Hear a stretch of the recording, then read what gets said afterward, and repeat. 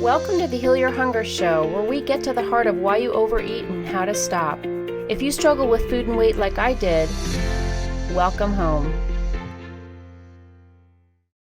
Welcome, everybody, to the Heal Your Hunger Show. So happy to have you here. It is a great day to be alive, and I'm super excited about my guest today. She's amazing and has an incredible message to share about body image. So that's certainly something we could all use, wouldn't you think?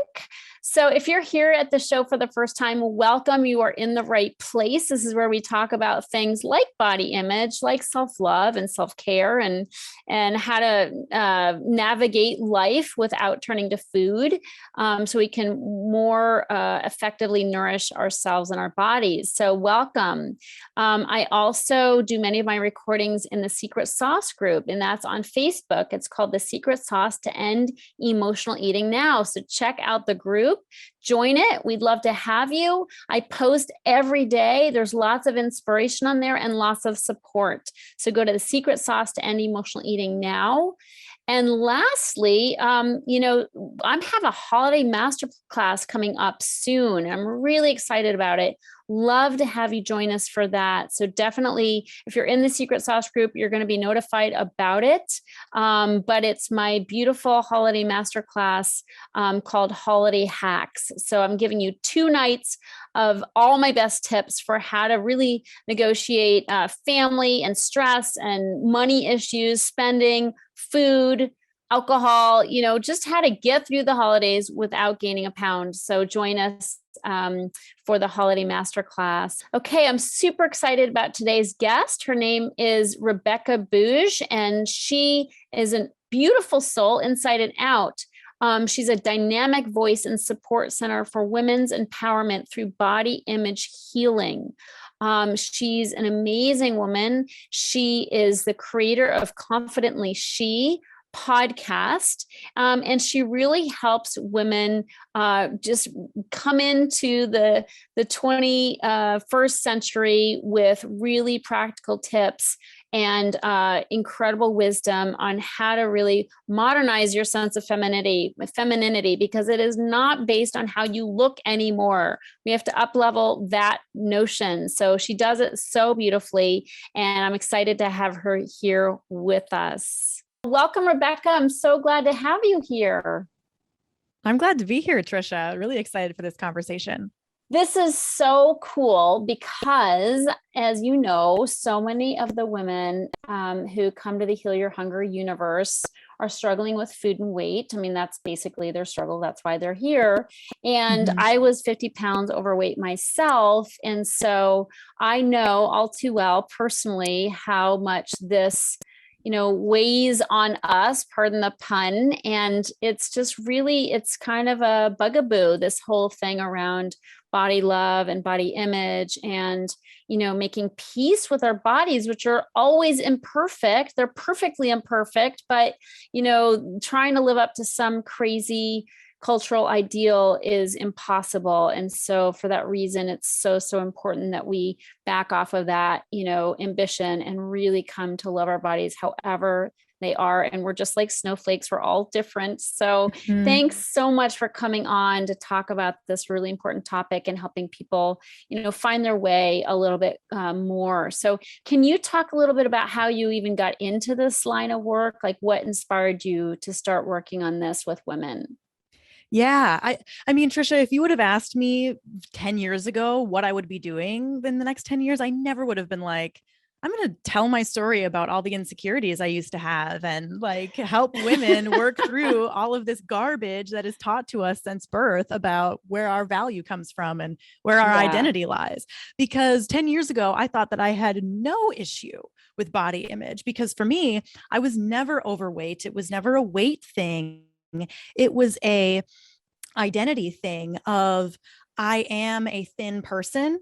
And if I am ever not a thin person, that's a problem. So I need to control this. I need to make sure I never lose this. I got to make sure I never age or get old or, good luck with that, Rebekah. But, those were the things that I was afraid of. And I see this in two different ends of the spectrum. Either you are trying so hard to fit into the mold that culture gives us, or you are trying so hard to stay in the mold that culture gives us. And in both cases, you are trying so hard for something, and it's exhausting. So I found myself a few years ago, reaching all of these goals that I had for myself. On the outside, my life looked amazing, but I was getting to the end of the day being like, I'm exhausted. I am not happy. I'm not fulfilled. I don't feel connected to myself or my life.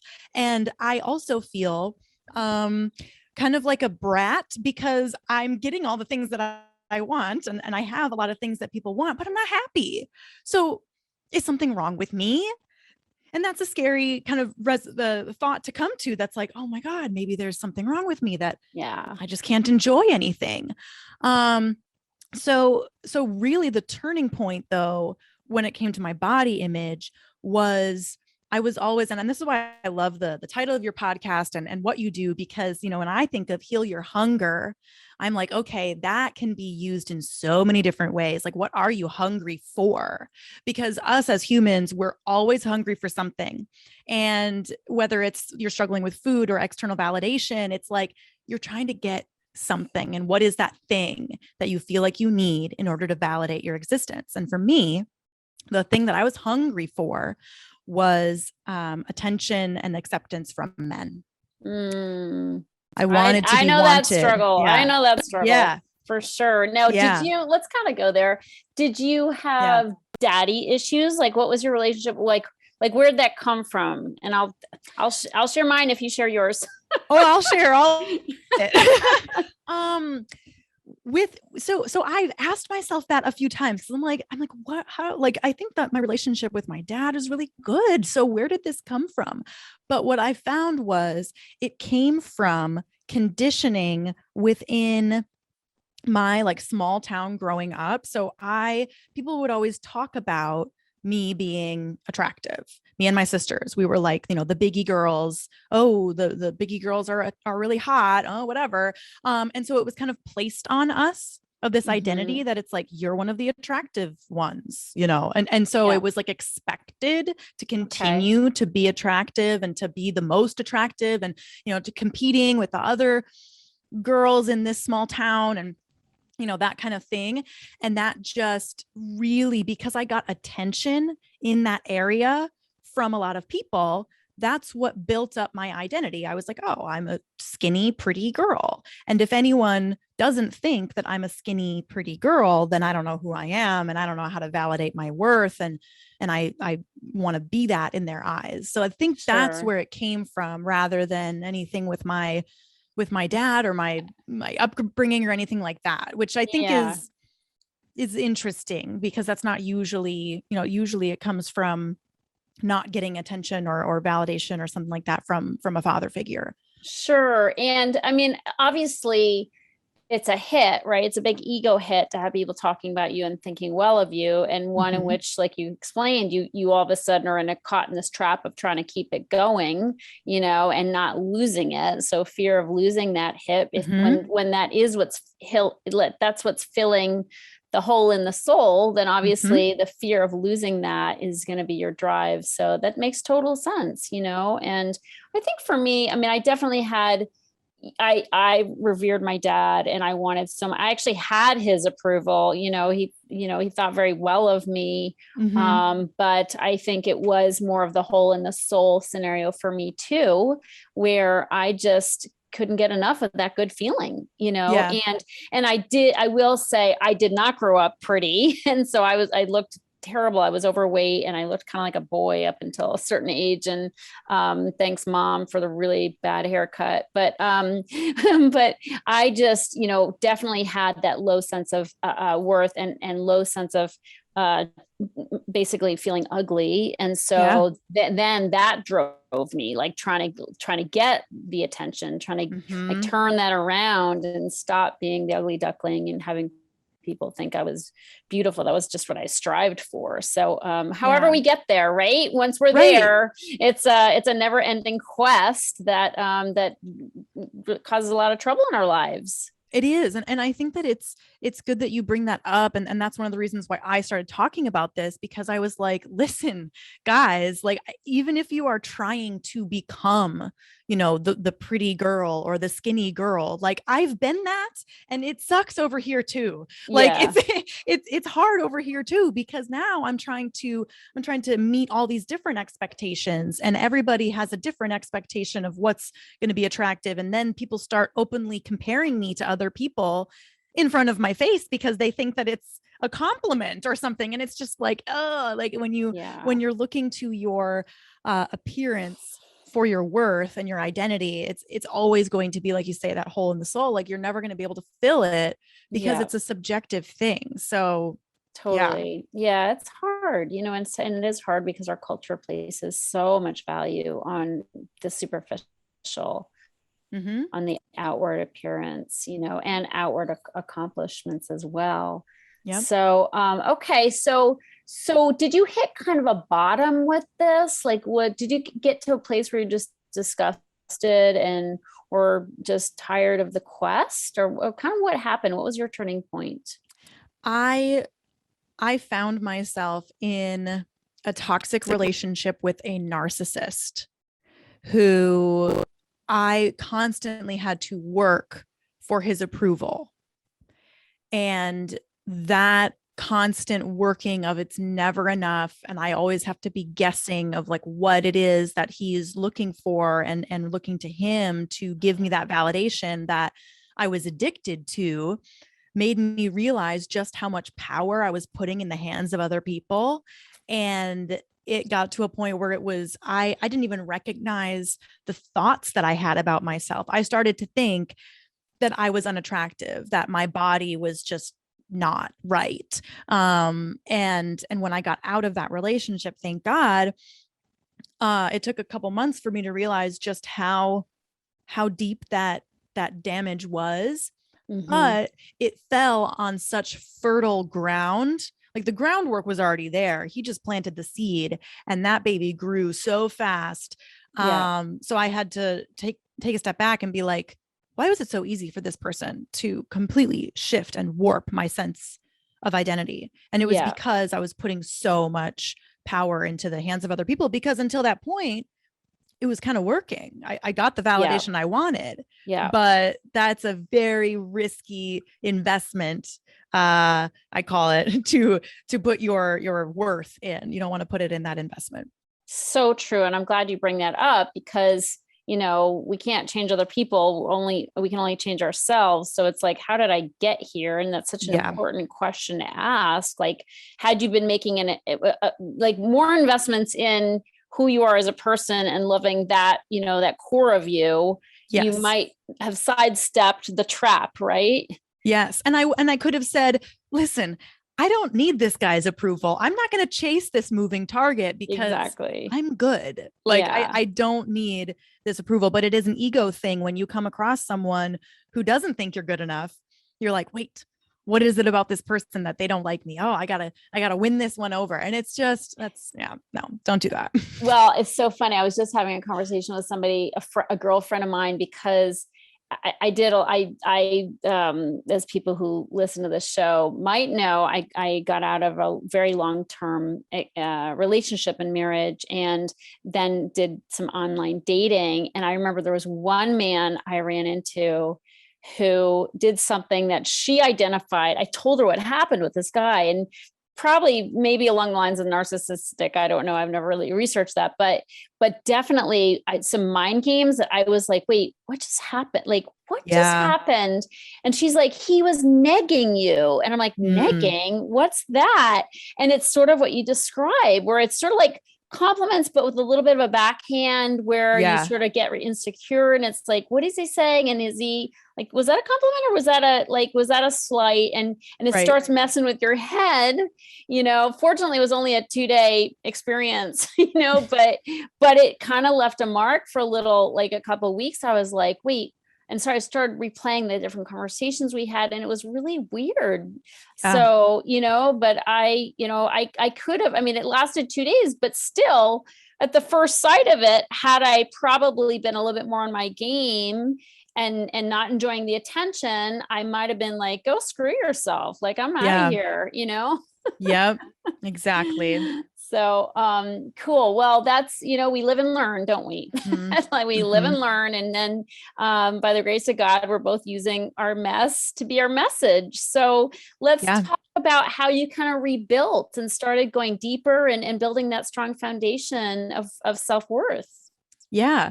Well, so when I started asking a few questions of like, okay, why was it so easy for him to do this? Oh, it's because you're putting your worth in the opinions of others, mainly on your appearance. Okay, so if I'm not going to do that anymore, where am I going to put my self-worth, and how am I going to identify? And what am I going to do if I run across someone who doesn't think that I'm attractive? Like, why, how can I build a sense of confidence that isn't on all of these things? And I realized that it was never about what my body actually looked like, because I have had men be extremely attracted to me and my body. And I have had this guy who made me feel like there were things wrong with my body. And I realized it's a better use of my time and energy to just focus on maintaining a healthy body than trying to reach all of these expectations that different people have. Because when you look at the standard of beauty over the past 100 years, it has drastically changed every decade or so. If I was growing up in the 80s, I would have a completely different sense of body image than I do now, because the 80s was all about having big boobs and like long legs, thin legs. And I have the opposite. I have bigger, like rounder legs, I have a big butt, and I've got a flat chest. So by the roll of the dice, that kind of body shape came into style when I was growing up. But so you look back throughout time, and sometimes it's really skinny, sometimes it's more curvy, sometimes it's this and that. So I realized if the definition of what beauty is keeps changing, then there is no definition. It's just made up. It's just whatever people kind of like at that time.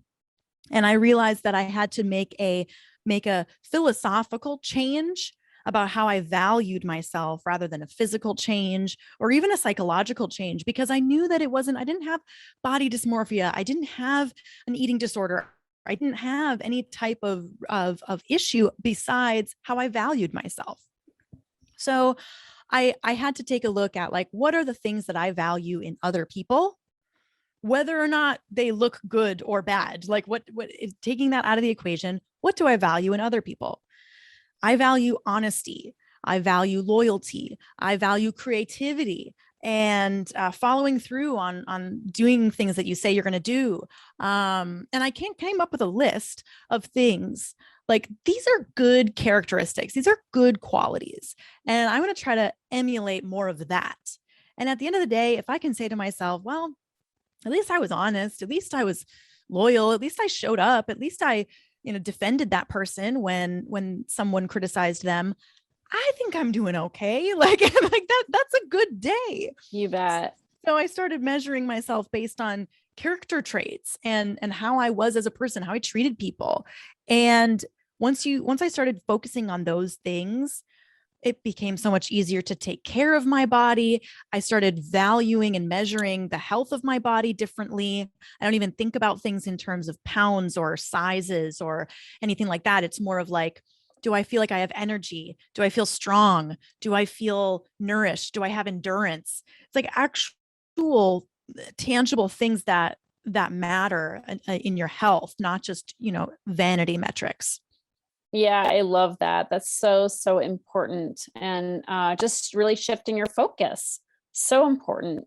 Can we talk about self-talk? Because I know it's taken me years to get around, or kind of overcome the nitpicking, the nitpicking on my boobs or my ass or my tummy. Those are the, the big spots. And, kind of how to overcome those negative voices. What's worked for you? Yeah. Well, the funny thing is, Tricia, when you change your philosophy on your body, the way that you think about your body changes as a result. It's like bottom up. So when the philosophy is different and you truly look at your body as a vessel for your life that you need to maintain so that you're healthy till the end, you don't really care as much about ingrown hairs and cellulite and things like that, because it's very secondary, tertiary from the main goal of like, I want to be healthy. I want to feel good. I want to be strong. But of course, in the moment you're like, okay, great, Rebekah, like I can't like do that today.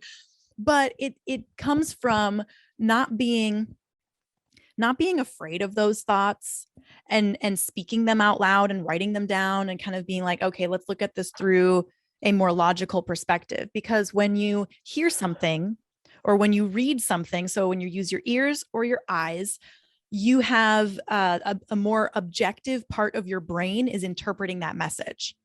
But when you think it, when it's coming from inside of you, you aren't as critical because you think that that's a thought that you have, so you automatically trust it.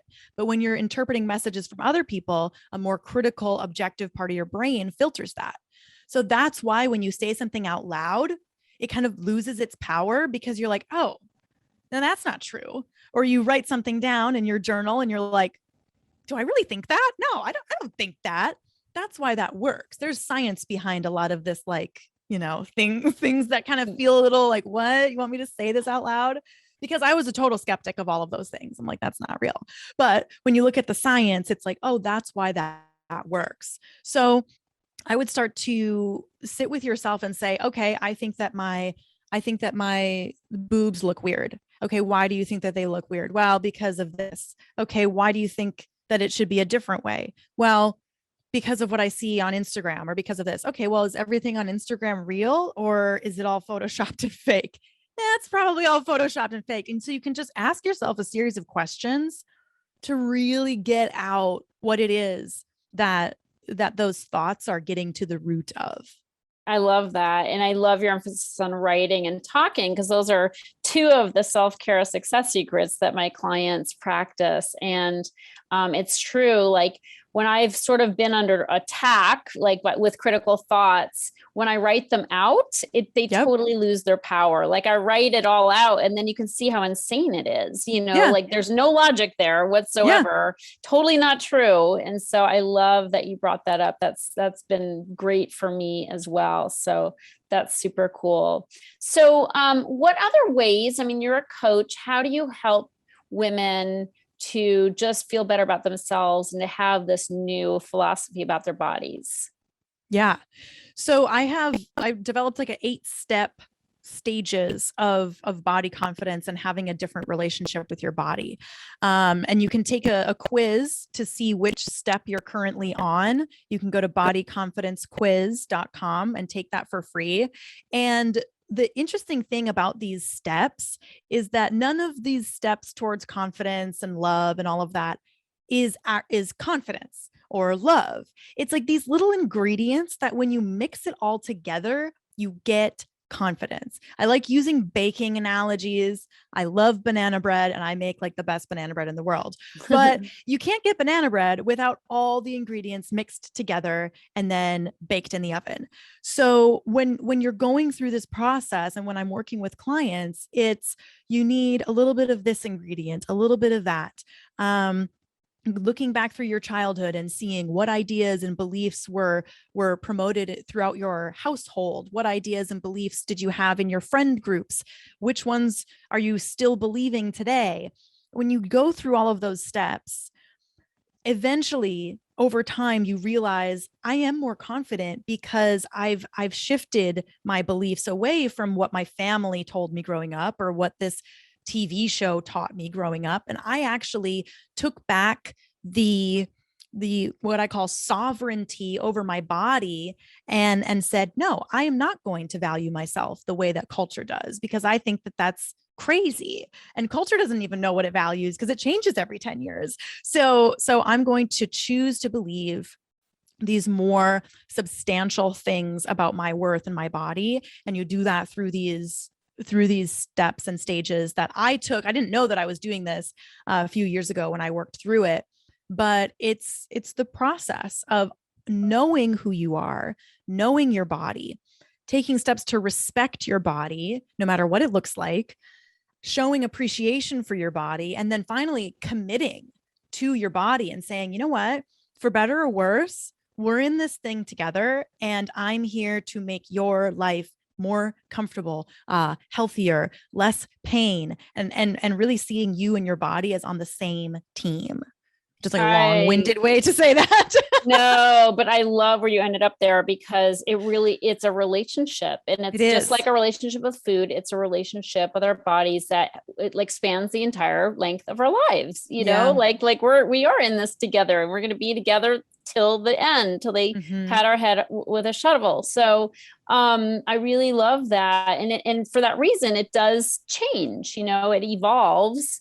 And thank God, you know, I'm certainly glad I'm not where I was, you know, with my relationship with my body.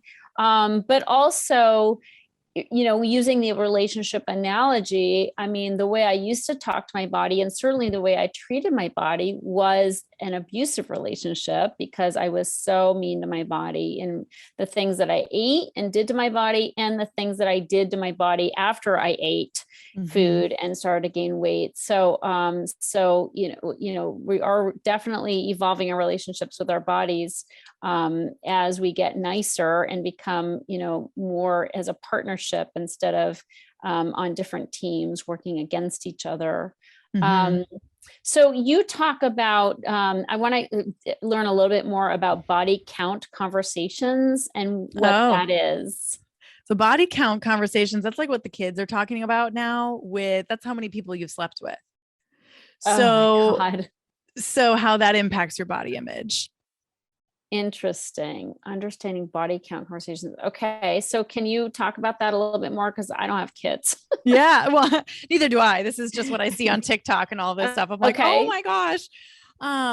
So even with me and like relationships I had when I was younger, talking about your sexual history with your body when you're a woman carries more negative stigma than it does when you're a man. And that just baseline is a double standard. It is unfair. And it's also untrue. And for me personally, I grew up in the church, and I grew up with a very conservative background. And there was just a lot of shame and a lot of responsibility put on women to not only, protect and preserve their bodies sexually, but also how we showed up in the world was also somehow our responsibility to make sure that we didn't entice men to, view us in a sexual way. And I had to work through really believing that no experiences that happen with my body takes away any value or worth from my body. I could sleep with 1,000 men and my body would still be a good body. I would still have worth and value. Is that a risk to my health? Yeah, like that probably shouldn't, just for health reasons. But working through that shame and the stigma that goes along with, how many people you have had a sexual relationship with, and unpacking the shame that goes along with that in our culture, whether or not you were raised in the church or have conservative parents or anything like that, but just realizing the weight and the conversation and how that impacts whether or not you think you have a body that has worth. Yeah, there's a lot there. There's a lot there. I certainly, what's resonating for me is that I had sexual abuse as a kid, and I got this immediate sense of shame about my body and my desires, my sexuality, of course. And I grew up religious as well, and my parents were very conservative. And so I just immediately assumed I was bad. I just assumed I was bad because, at some level that it felt good as well. I knew it was bad, and I knew I was bad, and I knew they were bad. But I also just, felt like I was fundamentally bad, and it took me years to throw off that shroud of shame I had about my body. And it was really felt like a shroud. And it wasn't until I got it, on my recovery path that I was able to let that go and realize that I was good. I was fundamentally good, but that's a journey in and of itself for sure. And really, when it comes to conversations, like I just had to learn, and this was one thing that I learned through my toxic narcissist relationship. Like there are some things that you just don't have to share. You don't have to tell people how many people you've slept with. Like that's no one's business. All they need to know is like the current state of affairs. Like you need to be honest and open about your current health status and things like that, current partners that you may have. But if someone is demanding information from you about your sexual past or about your history or things like that, that is a huge red flag of someone who wants to control you and wants to know secrets about you. And so I just want to say, because I didn't know this before, like you don't have to divulge that information to someone just because you're in a relationship with them, that you don't have to give full disclosure in order to love someone. Yeah. And what I hear there is just learning healthier boundaries, which I think as women is really hard, and I know that's something my own clients are learning is like how to have healthy boundaries and how to stand for ourselves and speak up for ourselves. And, all that goes along with, our relationship with ourselves and with our bodies. So it's so important. Oh my goodness. So, so important. I wanted to circle back to something we talked about before the show, and you've got a really cute story about being a judge in a pageant. Will you share a little bit about that? Yes, this was so cool. So I'm from Minnesota originally, and I moved to LA in May of 2020. So just a little over a year ago. And that fall, I was invited to be a judge for the Miss California beauty pageant because of the work that I do. And I had met some people here and got connected, and they were like, we would love to have you as a judge. We think you would be so great for this. And I was like, I agree. I do think that I would be great for this. I do have a lot of opinions on pageants. Not that I think that they're bad. And I actually learned a lot through the experience. These women, and this is also part of the thing that I hate about the pageants, that it's like, there's not enough focus on how much work these women do. Oh my goodness. Some of these girls are in high school, and I'm like, I feel embarrassed for what I'm doing compared to you. Like, you've started a nonprofit and you're like saving lives through organ and tissue donation. I'm like, all I have is a podcast. These women are high achievers for sure. Yes. And their hearts are so sweet and tender, and they're just doing so much good work. So that was something that I realized was like, oh, this is a misconception that I had about these things. But I knew going into it, I was like, all right, there's going to be a swimsuit competition there. How do I feel about this? I've got to decide, what my approach here is going to be so that it is aligned with my beliefs and values, but still, participating in this thing. So what I decided was I am going to give every single contestant who completes the assignment of walking across the stage in swimwear a 10 out of 10 for that category. Yes. I was like, if you walk across the stage in swimwear, you get my 10 points, because it does not matter like what your body looks like in that swimsuit. All I care about is the fact that you completed it. Yeah. Do I think takes some courage? It takes confidence to do it. Yeah. Yes. Yeah. Just to do it takes confidence. I mean, do I think that it should be a category? No, but that's a different issue for another day. But I was like, I can't change this right now, but what I can do in a form of not protest, but just like, all right, this is my take on judging this category. I think if they do it, they get the points. And so that was the story there. Yeah. That's super cute. Well, good on you. That sounds really encouraging and supportive. So, well, this was a great talk. Really nice to talk with you, Rebekah. Yeah. And I want to just wrap up here. I want to mention again that you have a podcast called Confidently She. Who are the people who listen to your podcast typically? Women, obviously. Lots of women, like people in like high school girls will listen, college age girls, like kind of like a younger crowd, but then also, women like me who are like single young professionals, trying to kind of like getting into personal development and growth and trying to understand like how to establish boundaries. Where are these expectations that I have for myself coming from and things like that.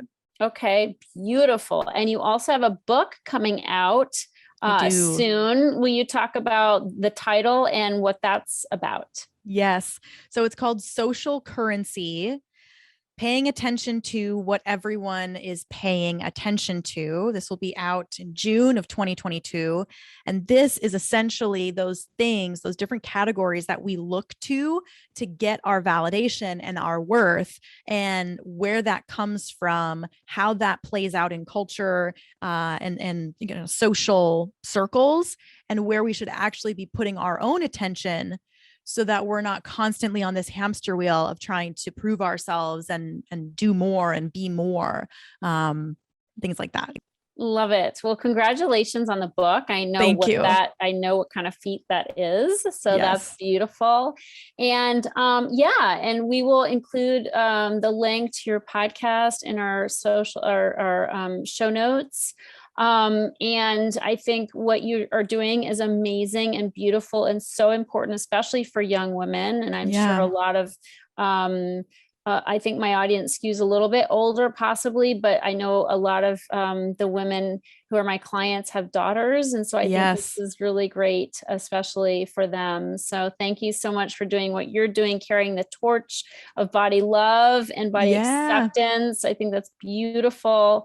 And I want to wrap up by asking you my final question, which I ask all my guests, this being the Heal Your Hunger show. What is your deepest hunger, Rebekah?